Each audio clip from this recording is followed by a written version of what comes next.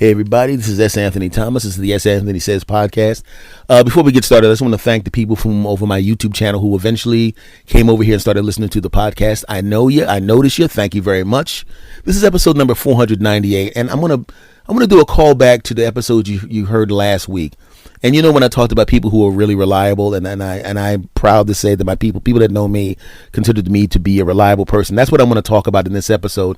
And I'm going to call this is episode number 498. I'm going to call this episode, Don't Be Too Reliable. Right? Now, you would think that that's kind of a weird thing to say, don't be too reliable, because being reliable is a positive trait. When somebody can count on you, it's positive. But some people, around those people, being reliable is a bad thing. Right? A lot of times you hear people say, well, I had to get rid of him because he was a nice guy. Why? Well, he's always where I want him to be. He's always this. He's always that. And a lot of times the guy or the gal gets dumped because the other person takes them for granted because they're so reliable. In those cases, as it turns out, when the person becomes older and they realize trying to be with Captain or Captain Exciting isn't the best way, because a lot of times you wind up getting emotionally hurt and sometimes physically hurt because, you know, they wind up mouthing off and then you got to fight for them. You realize that, like I said, reliability is a good thing most of the time. And 90% of the time, me being damn near 100% reliable to the people around me is a good thing. But sometimes you're too reliable, right? If you're too reliable, all of a sudden people start to think of you as a tool for their life. They start to think of you as somebody that they can count on so much that there are certain things they no longer have to do because you will cover for them. Right? I had one friend back in the day. He made way more money than the rest of us. We all started to do comedy. We all broke. Right? And this guy was making a lot of money because his family came from money. He really came from money. He had a lot of money, and then he started making money on his own. So he had money, and we all knew comedy wasn't going to be his career, but it would be something that he'd do for a long period of time because he enjoyed it. So this guy always had money, and he had so much money that when we would go out to the bars and stuff, we were all prepared to pay. We were all doing okay, you know, enough to pay for our bar tab. I didn't drink. I drank soda. I was like 18. I wasn't old enough to drink, but they let me in the bars anyway because I did comedy. But the thing is, people got so used to him picking up the tabs that there came times when people would order more stuff than they would normally order. You know what I'm saying? They'd get like some nachos or something like that for a couple of bucks. But then I'm gonna splurge, man. I'm gonna get myself, and they'd buy a whole meal at the bar. And I don't remember what it cost. It was like 5,000 years ago. But whatever it was exponentially more than just buying nachos and drinking a beer. Right? So they were ready to splurge. He comes in, and nobody's even thinking about the fact. We know he's got money, but we're all grown men and grown women. We're not expecting this guy to pay our tabs. But guess what he did? Oh, that's right. He paid the tab, right? And we're like, oh, man. And we're thinking it's a one-time thing. Well, that's great. I get to keep my money in my pocket. That's fantastic. Yeah, everybody's having a great time. But then he did it again and again and again. And again, it got to the point where all of a sudden there were people that didn't even bring that much money with them because they knew he was going to pay, you know? So they're buying all this kind of stuff. And then one day, his dad needed him to work for him at his job. So he didn't show up at the bar because he was working, doing some kind of night crap for his father. And all of these dopes ordered stuff expecting not to have to pay for it. Oh, yeah. They relied on him when they shouldn't have. He didn't do anything wrong. He was just not available. They relied on him too much. So all of a sudden, everybody had to, luckily, take their credit cards out. Now I got to pay 18% interest on this sandwich. Yeah, that's right, stupid, because you keep making the minimum payments. Now, in that particular instance, it wasn't like he wasn't unreliable, but their reliable source of something getting paid for them disappeared. But sometimes people will put themselves in peril thinking that you're reliable. We had a huge friend. Well, we still have a huge friend. He's not dead. We had a huge friend, big giant dude. You know, I talked about him in my podcast before, or one of my podcasts, where he was the guy that I was talking to, where he could literally, I was talking to him. I'm average height. I'm like 5'8". He was almost a foot taller than me. And I was standing there talking to him. He was holding a refrigerator in his hands while talking to me. We were laughing and joking and roasting each other. And I looked down and I noticed that the bottom of the refrigerator was about 6 inches off of the ground. And I looked at him. I'm going, you want to put that down? He goes, oh, yeah.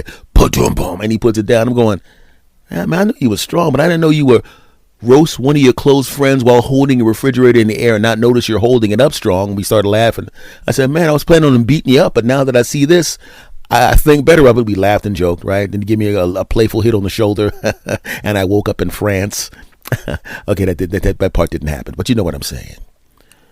So we know how strong this dude is, and he was one of the nicest, well, still one of the nicest guys in the world, and wouldn't hurt a fly unless he had to, right? But normally, because of his physical presence, he never had to raise his hands. You see this sucker walk in the room, and right? So we had one friend who didn't last long in our friendship group because he was an ass, who would start crap with people, right? And because my friend was so huge, my friend would be walking back from the other side of the bar, and the guy's like, yeah, let me tell you something. I'm going to kick your, oh my God, when he would see my friend. Whoa! Hey, whatever I said was going to happen is not going to happen because, good Lord, I got to go. Right? Half the time, my big friend didn't even realize that the other guy, the mouthy guy who did not last long in our friend group because of this, did not realize that he was getting himself in trouble because before my friend would walk over and just the physical presence of him would make other people just get the heck out of there. A lot of times he didn't even realize there was a problem, right? So his presence was reliable. Big giant dude, reliable. You point to your friend, reliable. Hey man, I'm gonna call my friend. Oh well, I want no problem with that guy. But one time, this guy started mouthing off, got a little bit too comfortable, and mouthed off to a dude. I heard the story. I wasn't there for it, and everybody loved telling me too. They love telling me, hey man, you gotta hear this ass. He got his behind whoop, Jack. The dude whooped on him good, Jack. Right? He mouths off to a dude, right? And the dude was like, man, you better get out of my face, man. I'm telling you, man, I don't care, man. My boy will take care of it. And as it turns out, our big friend was in the bathroom. And he wasn't standing up when he was in the bathroom. He was sitting down when he was in the bathroom. So he wasn't going to very quickly come out of the bathroom. He was in the bathroom probably going, oh, or something like that because he ate some stuff he shouldn't have eaten. Because that's beside the point, and also a disgusting story that I may tell at a later time. So he wasn't available for an extended period of time. I wasn't there to diffuse the thing, and some of my other friends weren't there to diffuse the thing. He was there, kind of around there. And, of course, how can I put this? The dude did what I like to refer to. I don't want to say what he did to the guy. It rhymes with whoop his ass and whoop his ass good. Okay, that's not the rhyme. That's the actual thing. But you get the point, right? So the guy whoops his ass and walks out. So he's sitting at the bar holding his eye in his jaw, right? Lips a little swollen. And my big friend comes out there. But what the hell happened to you? Hey, man, what the hell happened to you, man? This guy, and he goes, man, you know what? I ain't hanging out with you no more, man. I'm getting tired of you getting in trouble. And what about I have to fight the guy? Then I'm going to wind up hit this guy and I got to go to jail because you stupid. Don't forget this. And that was how he got evicted from our friend group. He was relying on my friend's physical presence to solve problems. And unfortunately, my friend was in the bathroom releasing something from his physical presence into the toilet and wasn't there to stop the buttocks whooping. So sorry. Now, I've also been in a situation like that. As Mr. Reliable, I've taken people to work at 5 o'clock in the morning to the point where it almost messed up some of my comedy shows. I still was able to do the comedy show successfully, but I was tired, and I know the difference between when I'm sharp and when I'm a little bit off. The audience couldn't tell, but I could tell, and I didn't like it. But I still helped them out as long as I could, right? I was there. I was one of the people that was one of the first people to have a brand new car. And my brand new car was like a little Econo box. It would be the equivalent of a Toyota Corolla today. But it was my first new car, and none of the other fools had a new car. And man, how come you ain't going to go party with us? I'm saying, I'm saving for a car. Man, you corny, man. Man, just come out and hang with us. I said, I need 4 months to save for the down payment on my new car. I can afford the payments, but I need to have a nice size down payment so I can lower my monthly payments. Come on, man. And they were roasting me. He ain't no fun, man. I thought you was the best, man. You was always the best life of the party, man. And you little punk behind you. 4 months later, I pull up in a brand new car. And they were all like, oh, right? Now, because I'm the only one with a brand new car and they're all driving pieces of crap, I become Captain Reliable. I'm the one that whenever they need something, I had a hatchback. So like, hey man, you got the hatchback, man? Could you I'm going to go shopping. Can I go shopping when you go shopping and I can load the car up? I'm like, hey man, no problem. I'll put my stuff in the hatchback back section and you put all your stuff in the back seat and the floor and we'll just go at the same time. Cool. And I would do that. No problem. I'm already going shopping. This is my friend. No problem. Hey man, I'm drunk. Where you at? Nope. All right, I'll come get you. I don't want you. Yeah, I'll come get you. That's how it was, and I had no problem with that for the most part.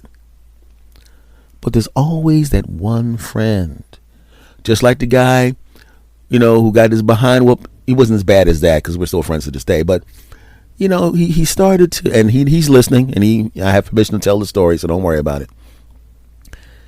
Because we're like 30 years older almost, so it's like. So the dumb stuff that we did is like it's not even applicable to the human beings that we are currently, right? But he had a piece of crap car that leaked oil, right? And he had the money to get it fixed, but he didn't want to spend the money to get it fixed, right? Didn't want to do it, and he would literally that's my cell phone. Don't worry about that. He would literally, the little beep is my cell phone.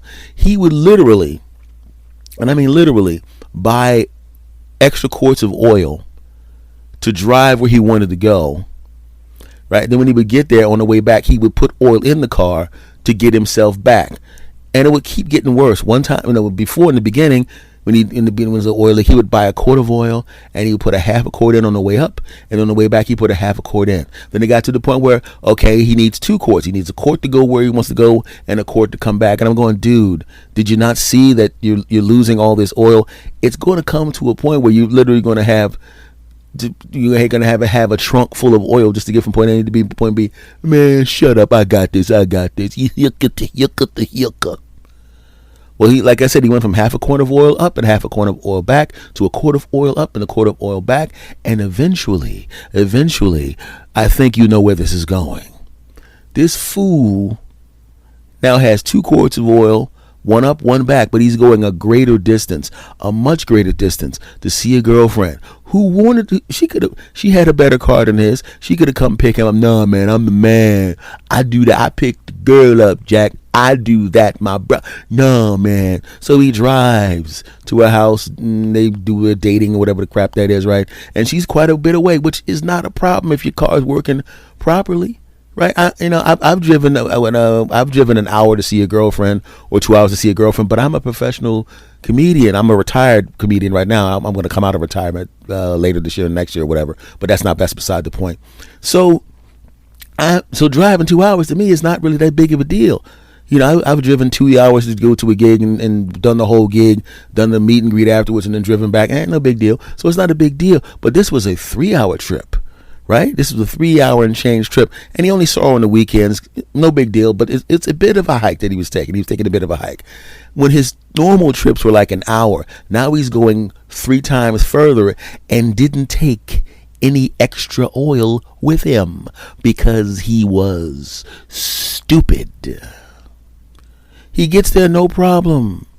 Right, he notices a little bit of shaking or something, but that's all right. I made it there. I'll make it back. That's what he thought. Right? He gets there, spends time with his lady. Fantastic, great. He's on the way back. He gets half back. Car ain't running. 'Cause he's spitting oil out the daggone car. Yes, he is. Calls me. Had to walk to find a payphone. 'Cause they didn't have cell phones back then. Not like they have now.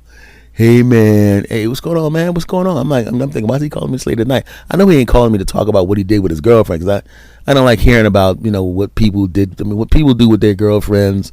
That's their business. I never liked that kind of crap. I had friends that would tell me when me and my wife, I'm like, yo, your wife is a friend of mine. I don't want to hear about what you did to her butt and what you did to each other's butts and genitals. I don't want to hear about that crap. I talked about it on an earlier podcast when I had a bunch of friends where they would all like get into detail about what they did with their significant others, and I did not want to hear it. I'm like, yo, your wife kisses me on the mouth. The last thing I need to do is hear about her licking chocolate sauce off your ass. I don't want to think about your ass when she kissing me on the face. Just calm down. Shut up. Back to the story. Hey, man. I'm stuck at the Dookie. I said, where's that? That's on the route to get. That's like an hour and a half from here. Yeah, would you mind? I'm like, all right, man. Now I'm thinking if somebody makes a mistake this dumb, it's not possible for them to make a mistake this dumb again, right? This is an intelligent man. I didn't go to college. He has a master. He has a degree. He has a degree. I didn't go to college. He's an intelligent man, an educated man. He's not going to make a mistake this dumb again, is he? I put a pin in that. I drive an hour and a half to get him. Unfortunately, it's the middle of the night, so the hour and a half drive is actually an hour and a half. Well, it was a little less than that. I get there, so I have to go there with him. We drive him around. He doesn't have any more change to make phone calls, so I get some change. And now he's calling. Like I said, there was no cell phones like that back then. People were wearing pagers back then. That's how long ago it was. We finally get a tow truck to tow him back, and he rides with me. And then I got to give him a ride the next day all the way back up there to get the car out of the thing, and he had to go get the money from the bank, and I had to take him to the bank, and they get the money for the thing, and and then they towed the thing all the way back to his house because now he can, and I got to, you get the point. But if that happens one time, it's an inconvenience, it's a pain in the neck, but it's your friend. It's your friend, right? But there's a part of you in the back of your mind going, I should have let you stay in the middle of I should have let your punk behind stay on the side of the highway till the morning. Let you sleep in the car for being that stupid. That's what you're thinking. But you're not actually going to do it, right? Remember what I told you to put a pin in? You can now take the pin out because he gets a punk mechanic, not a real mechanic, but someone who kind of knows how to fix cars, to fix the car. You've already paid to get the car towed the first time. You paid to get the car towed the second time. Right now you're paying this fool to fix the car who's not really a mechanic. He's someone who just kind of messes around with cars because you refuse to go to a mechanic. By the way, the amount of it actually cost to repair his car was way less than the first tow. If he had just spent that money, then he would not have this problem. Back to the story. Right? Unbeknownst to him, even though he had his car semi-repaired, I have now moved. I didn't move. A girl that I was seeing, I went to another state to visit a girl that I was seeing because she was visiting friends, right? And I knew her friends and I liked her friends. So I drove all the way there. It was quite a bit away, but it's not a big deal. I'm with my woman. I'm with her friends who I like. And let's be honest, I'm going to be getting it on with my woman the entire weekend. And I did. Yeah, I miss Anthony. Anyway, so I didn't tell him because I don't tell everybody everywhere I'm going. I'm going to run my schedule by all my friends. I do what I do and I do what I do, right? So I'm quite a bit away. I'm hours away. And I mean hours away. He doesn't know that. He's going about his business. He goes to see the same lady again under the same circumstances again. His car is leaking, of course, again, because the guy that fixes cars is not a mechanic, just somebody who messes around with cars. And this time he's Captain Genius. This time, he takes enough. I think his car holds 5 quarts of oil. He figures, what's the worst case scenario? I'll just take 5 quarts of oil. No big deal. Drives to see his lady. Goes to see his lady. And does with his lady the same thing I was doing for a couple states away with my lady. Except not as good because he's not his Anthony. Back to the story. He drives and now he's coming home and he's got to put the oil in there. Now the thing's full of oil. That'll get me home. That's what he thought. Side of the road. Calls my house. Of course I'm not there. Calls my pager. Oh, I'm like, who's paging me? What the heck? All right, me calling. Hey man, what's going on?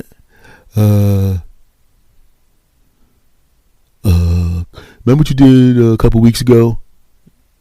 I did a lot of things a couple of weeks ago. We talking about, when I was with that girl. What, man? I mean, look. Stop with the cryptic stuff, man. I'm here with my woman. And I'm hanging out with some of her friends. Oh, okay. Well, I'm sorry about this, but I'm gonna need you to do what you did last week and come pick me up. Come pick you up? Yeah, I'm actually a little further away. I didn't make it as far from my girl's house this time. I'm actually like right by my girl's house. I'm like, I only made like a half an hour out from my girl's house. I'm like 2 hours away from. I know you drove a half an hour and a half last time. This is the last time, dude. I'm in, and I named the state I was in. He's like, the hell you doing there? I said, I just told you. I'm with my woman, and I'm hanging out with her and a couple of her friends. She goes, oh man, can you come get me? You want me to drive 14 hours in one direction to come get you? Yeah, no, can't do it. Now, part of me felt guilty, even though I didn't do anything wrong. A part of me remembers myself going, he needs to be stuck by the side of the road to teach him a lesson because he relies on me too much. Because he was just assuming. He just assumed I'd be available to make that trip. And I didn't even, I felt guilty because I would curse him out. If I was still back home, I would have went to get him, curse him out, and then told him I'm not doing this again. But this time he got stranded. And there was nothing I could do about it. The only thing I could do was call a bunch of friends and see if I can find somebody to hook him up. And then he found another one of our friends who, fortunately for him, was visiting, I forgot how it worked out, but whatever it was, he was somewhere doing something that was midway between where we all lived and where my friend was now. So for him, just like me, it was like an hour and 20-minute drive for him.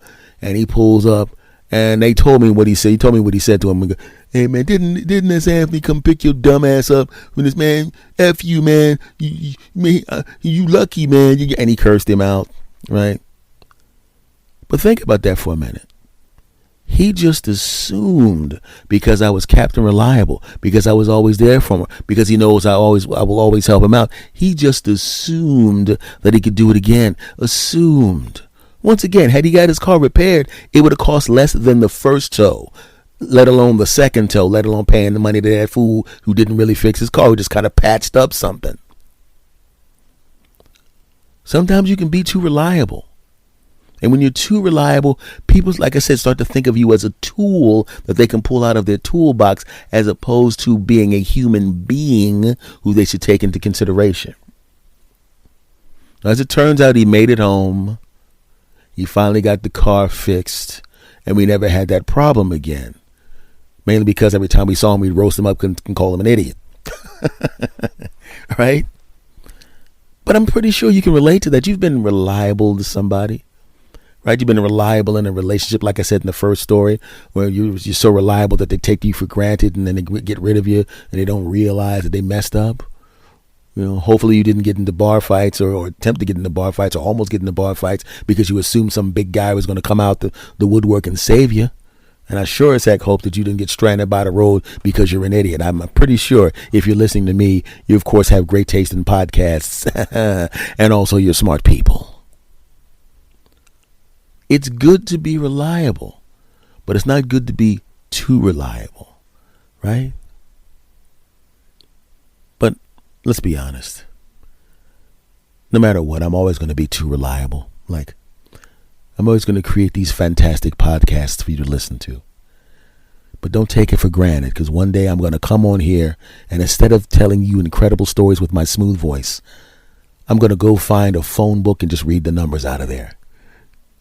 I know what's happening right now. About a third of my audience is like 18 to 24, and they're going, phone book? What the hell is that? Shut up. Shut your young butts up. Back in the day, we used to have books with phone numbers in them. And then, shut up. Back to me. That's right. So don't take this for granted, Dag, now, because I might be here.